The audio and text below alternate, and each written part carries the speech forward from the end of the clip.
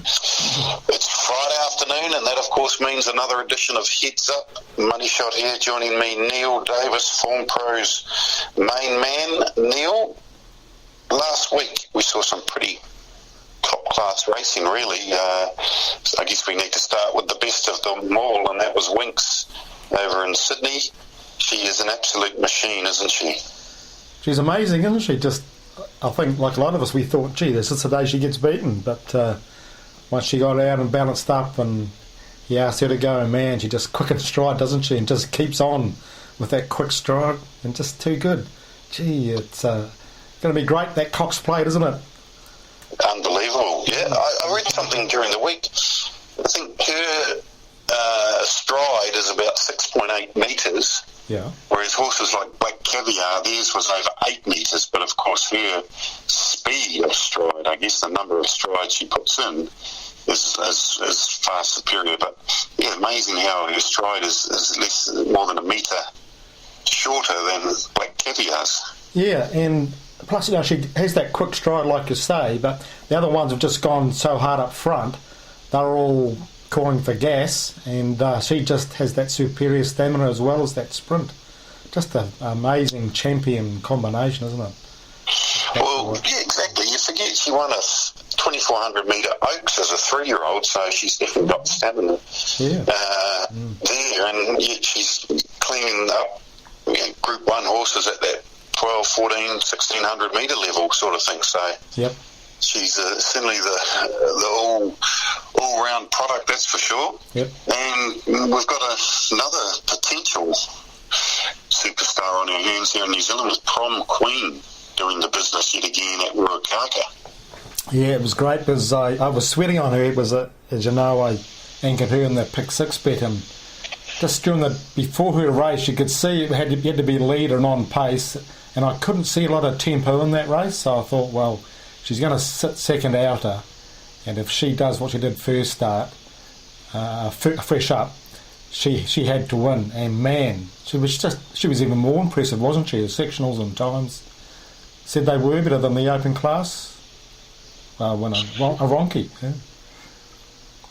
Yeah, and I think Soliloquy Stakes, trainer Kenny Ray suggested would be her next mission, and then he's got no fear, it seems, of the 1,600 metre trip of the 1,000 guineas, so I think she's shortened up quite a bit in that market too. Yeah, well, you think she'll lead or sit second, or probably lead and dictate, or sit second outer and dictate, and she loves the course, so why wouldn't you, you know? There's only one way you find out if she'll stay the mile. Has to be tough. Good run, I thought, of the second horse. That had a flashing red light on its head for future assignments. Aim Smart, getting home nicely. Still happy to be on him in the 2,000 guineas just quietly. Yeah, two right. That was a nice run. I black booked him, and I thought, yeah, just what Tony Pike would be after. And Felton Road ran on okay, but just got back off the moderate tempo, and they went home nicely. Bigger things in store for them. And down the line, what did you enjoy more down the line, the big mile race or the Undy 100?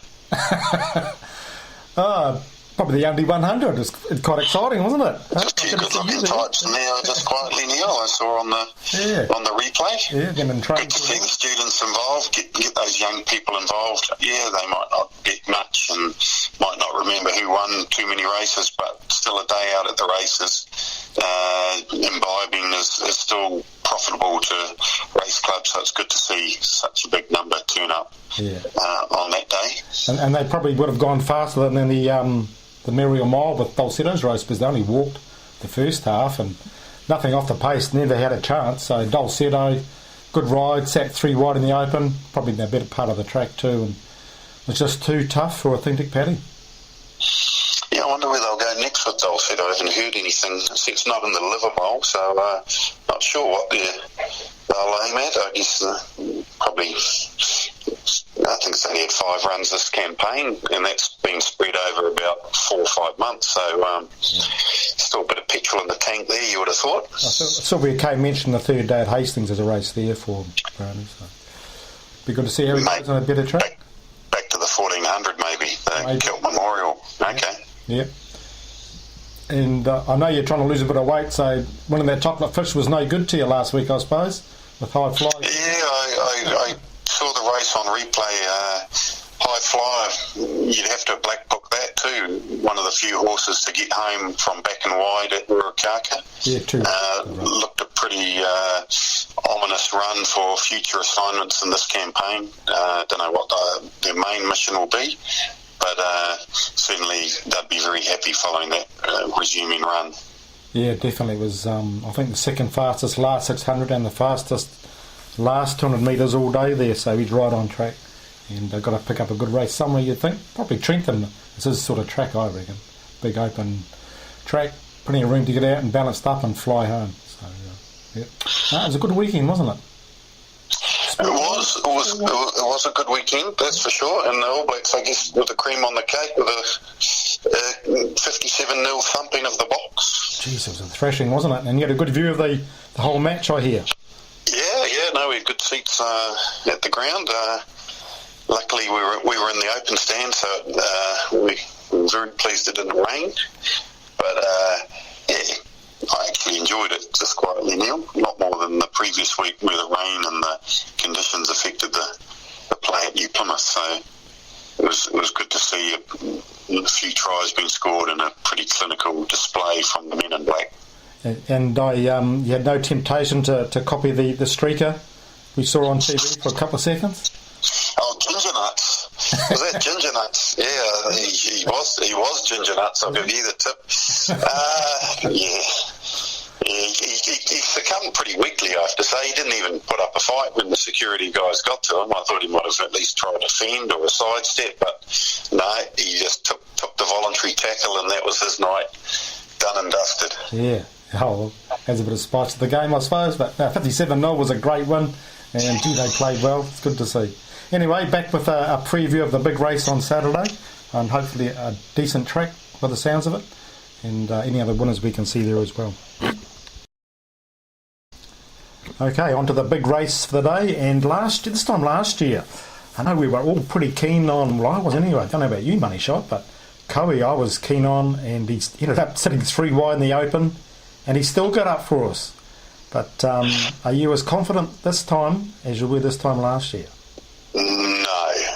I think the field's probably a better quality than last year's edition. Yep, agree there. And his draw and his lack of sort of tactical speed, I think he'll be back and wide, and it'll be too hard to make up the 8 or 9 lengths that he'll be off them at the 600 to win this race, I think. So he's a lay for mine, Cowie. Yep. What do you reckon? No, I agree 100% too. Oh, that draw, it's like the squeeze box on the greyhounds, eh? They're going to come across wide with Aid Memoir, Miss Wilson. They'll come across, and horses like Volpe Veloce on the inside will dig out. And if he starts like he did in the McPhee, he's gone. He'll be out the back. So, and I can't see a strong tempo. So you have to be a champion to win. He's not a champion. He's a really good Group 1 horse, but I can't see him winning. So yeah, I agree. A good lay. So, well, okay, he won't win. Ginger Nuts, money's come for him.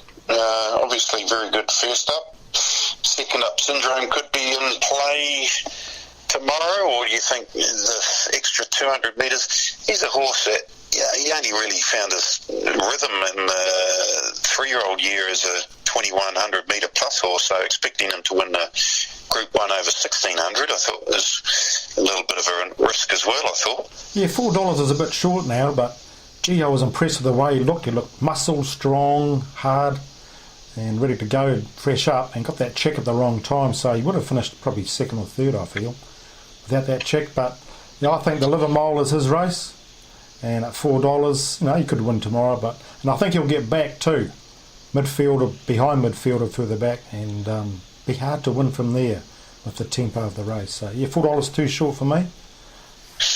Then Volpe Veloce, she's my first pick in the race, Neil. I think better draw and hopefully, all things being equal, a better track. So I'm going in on the basis that it'll be a dead 5 or a dead 4, and if it's one of those two ratings tomorrow, I think she'll be winning this race.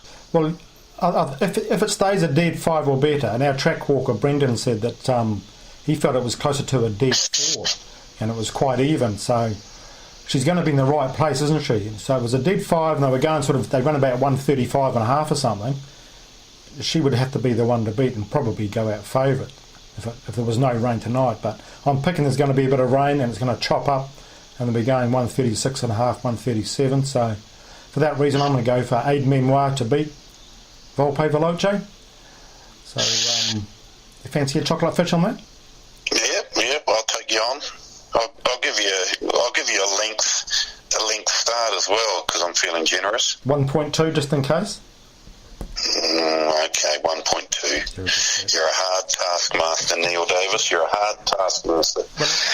You know what those judges are like. One length can be anything. Yeah. Anyway, okay. No, it's going to be a good race. I'm looking forward to it, and it'll kick off a few more campaigns for Australia.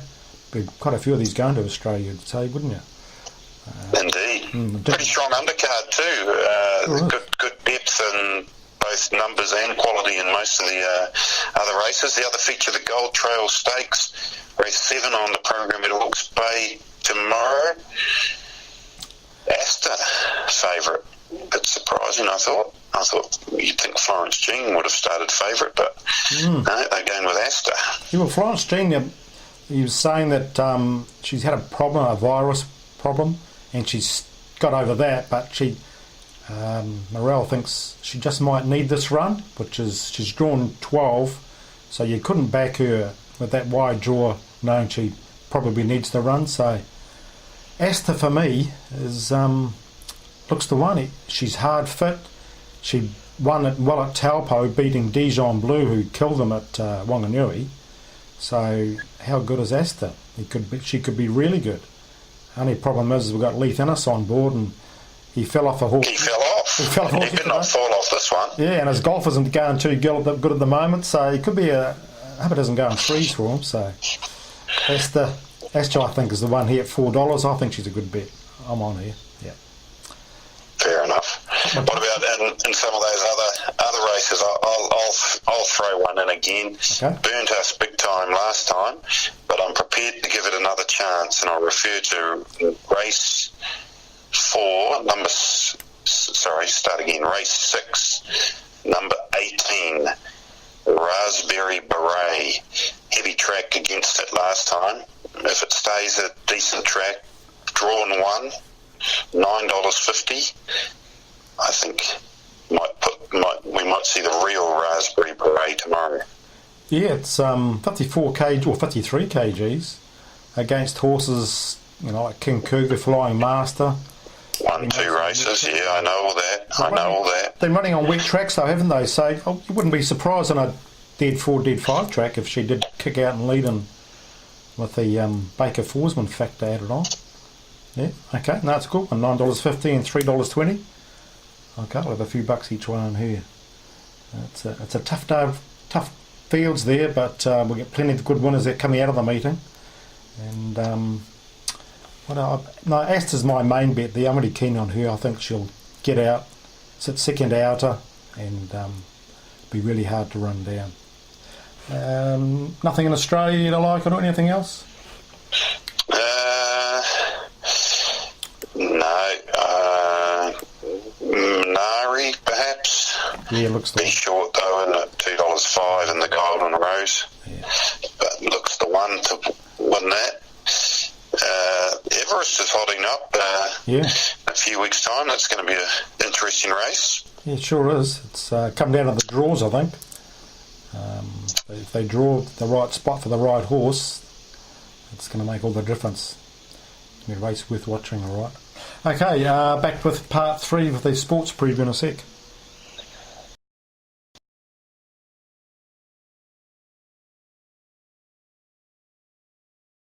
Right, last week we had the NRL finals games, and we've got the semi-finals this weekend. But Money Shot, I know you're pretty keen on the other code and the Moto 10.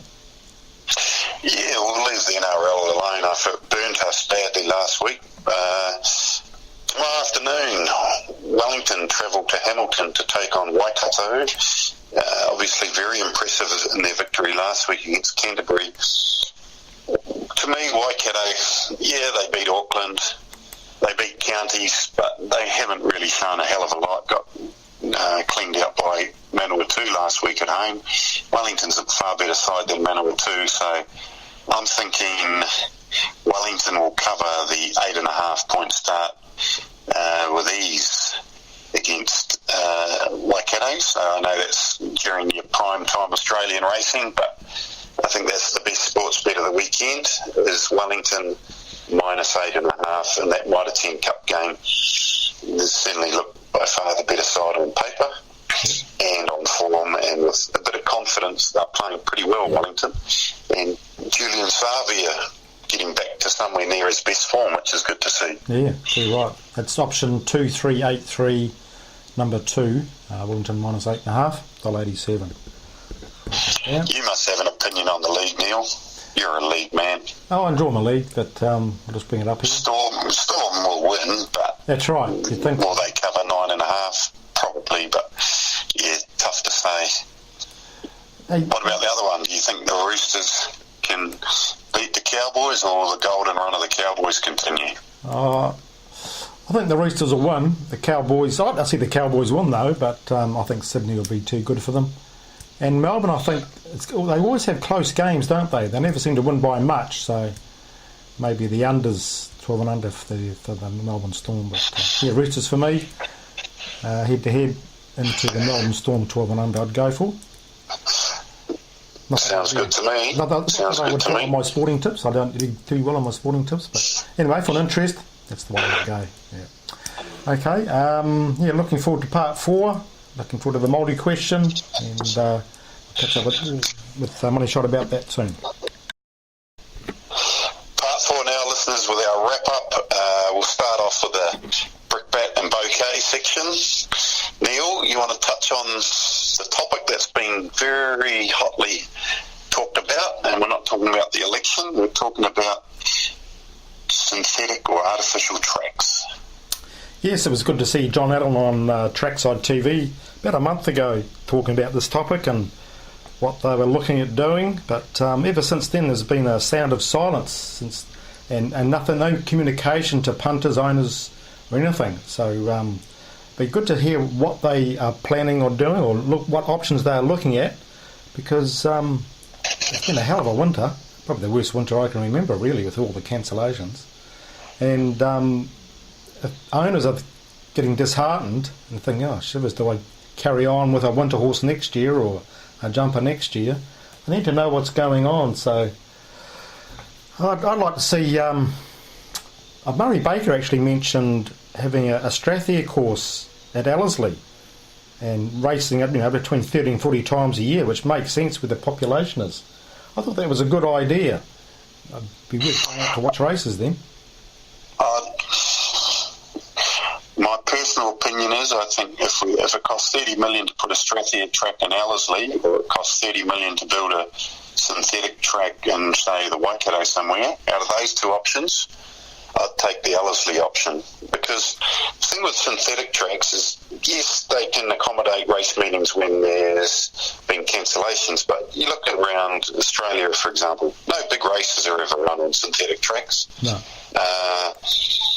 So you're accommodating lower class horses that can get a run, and yes, you can run trials too, which is I think the main problem, because the big wet's carried on into September. These spring horses can't get trial runs into them because the tracks are too heavy. So I accept that, but I think from a racing product point of view, a Strathia at Ellerslie would be a better spend of money, in my humble opinion. Yeah, no, it does make sense, doesn't it? So who knows what's going to happen? We'll find out in the next few weeks, hopefully before Christmas this year, not next year. Right, last week's multi-winner Alan L asked me if he could go into the pick six in the kit instead of having a multi-bet, so I said, yeah, that's no trouble. So he's still alive in the pick six bet, and we had to go out the pick six last night at the Greyhounds, and geez, it was tough to pick. We got 4 out of 6, but a few roughies came in, 5 legs, 1 up. I'll probably look at doing a quaddy at Flemington tomorrow, big pool there, but we'll just sit and wait until we get another decent pool that we could possibly have a decent collect at. Well, here's an idea for you, Neil. Yep. Why don't you use 1,500 of the pick Six Syndicate and enter the Punter of the Year competition at Hawke's Bay in a couple of weeks. That's a good idea. I'll think about that. You think about that? I've got a big event coming up in the morning though, so I'll see. I may not be fit enough to buddy. Well, we can organise the. You don't have to be on course. Well, we can organise that for you. Just a thought. Always trying to come up with ideas that give people an interest, and as well as claiming a 20 grand first prize, the whole syndicate can claim to be the best punter in New Zealand. That's not a bad idea. No, we might even do that. Okay. Well, listeners, if you got any fancies either way, any people in the syndicate, let me know if you're keen, and we might enter a team. We'll just enter under the syndicate name. Yeah. Exactly. Yeah, good idea. Why not? Okay. So we better get a question out this week so people can get some money, free money to spend over the weekend to win the $20 multi. Last week, I think even I forgot one of the other winners of the Northland Breeders' Stakes was a sire as well, Vespa. So we were thinking of Sacred Falls and El Rocker, but Vespa was there as well. So hopefully a few of you managed to get one of those answers through to Neil. But this week's one, you don't even need to know anything about racing. You can literally toss a coin to enter. Windsor Park Plate, the second leg of the Hawke's Bay Triple Crown on tomorrow. One of the best horses to run in New Zealand in the last 10 to 15 years was a horse called Excellent. And all we need to know is, did Excellent win the Windsor Park Plate in his career? Either a yes or a no. And get your answer to Neil by text or email, and you could be a winner. Yep. Not a hard question. You've got a 50-50 chance of being right. 027 352 6402 or formpro@formpro.co.nz. Closes at 9 p.m. tonight. Get it in, and the winner, there'll bound to be more than one. So my wife will draw out a lucky name, and you could be the lucky winner. So get those entries in. Looking forward to that. And don't forget the Form Pro ratings for the dogs especially, and the sectionals are free this Monday at Palmerston North. And David's built in something else for the sectionals as well, which is just terrific. You can quickly see a dog's history of his races and his sectionals, and it just makes the form analysis so much more interesting anyway. And no wet tracks or biases to worry about. So get those on Monday. And anything else, Money Shot, we want to finish up with? No, I can't think of anything, Neil. Look forward to getting down to the Bay tomorrow to catch a bit of racing and a bit of rugby at night. But other than that, maybe even a bit of rugby in Tauranga on Sunday. So yeah, just another weekend of rugby, racing and water. Yeah, and if I was giving odds on a Labour New Zealand First government forming, I'd make it a $1.20 chance. I think that's the way Winston's going to go. He can manipulate the Labour people more than he can the National Party, so it's going to be... Yeah, but he's got those two combined plus the Greens. He's going to have to work with the Greens. I wouldn't. I'll make a bold call and I'll say the Greens won't get over 5%. Possible. It's going to be an interesting day, isn't it, with the racing and the election. Yep. Yeah. Whatever your affiliation, all I encourage you to do is get out and vote, because we live in a democratic society and we shouldn't take that for granted. So use your right to vote, and just go out and vote, because a lot of people in the world don't get that chance. So too right. We shouldn't take it for granted. Yep. And on that note, have a happy weekend and happy punting.